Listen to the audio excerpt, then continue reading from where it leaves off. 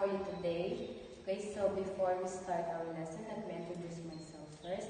So my name is Angeline Bandairel, and I am your student teacher for this morning. Okay, so before anything else, let's have an activity first.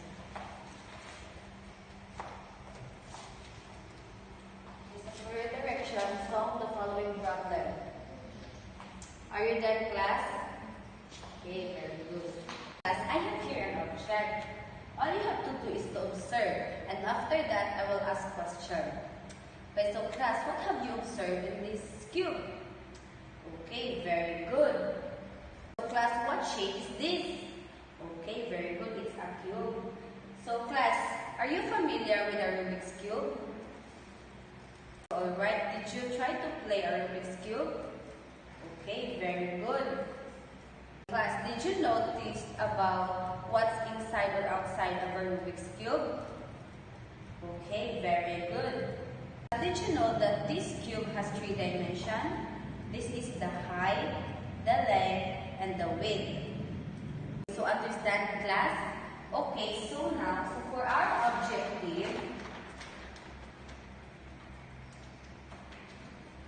so find the volume of a cube using standard units of measurement. Now class, let's have activity. I have here a true Rubik's Cube. I will divide the class into 2 groups. What will you do? You will be going to count how many square units of a Rubik's Cube. And this row will be the group 1, and this row will be the group 2. Now group 1, let's count how many square units of a Rubik's Cube. Let's count. Alright, very good. Now group 2, let's count how many square units of a Rubik's Cube.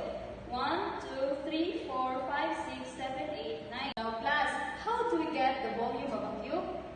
Alright, we multiplied both sides into 3 times.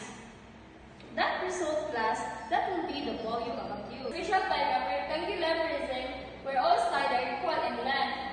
Volume of a cube formula is used to find the total number of cubic units.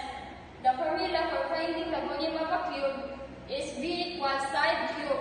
Means volume is side times side times side. So I have here an example, class. So this is a cube. So let's measure this cube.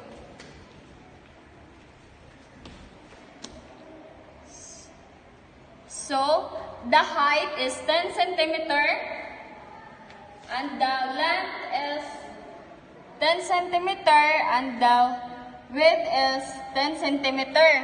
In class, height is 10 centimeter, height and length is 10 centimeter and the width is 10 centimeter. So to find the volume of a cube, we use a formula V equals S cube, means volume is side times side times side. So to find the volume of a cube, class, height times length times width. So height, class, is 10 centimeter. Copy the centimeter and times length is 10 centimeter. And 10 centimeter length. So equals 10 times 10, class. 100 times 10 is equals to 1000 centimeter cube. I have another example, class. Let's measure this cube using a ruler.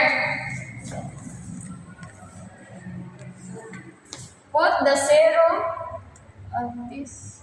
So 5 centimeter and the length is 5 centimeter. The width is 5 centimeter.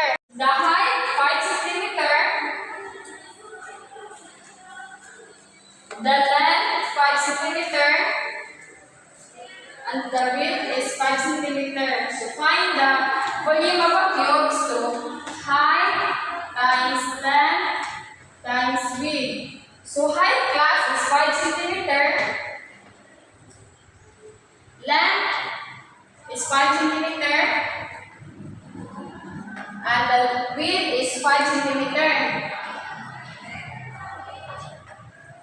So 5 times 5 is equals to 25 times 5 is equals to 125 centimeter cube. Don't forget to put a units class. Understand class? Okay? Class, before we proceed, let's have first an activity. All you have to do is to find the volume of the following cubes using standard units measurement.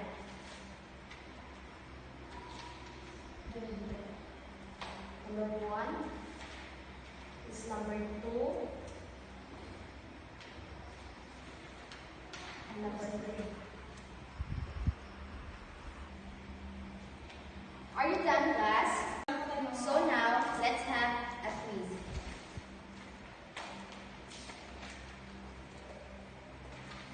Direction. Find the volume of the following cubes.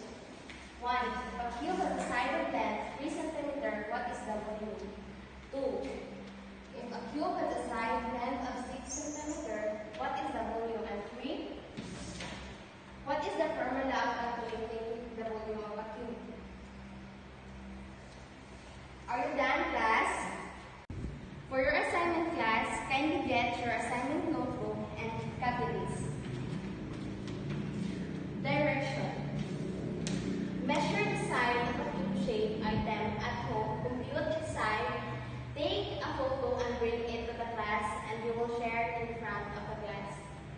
Are you done?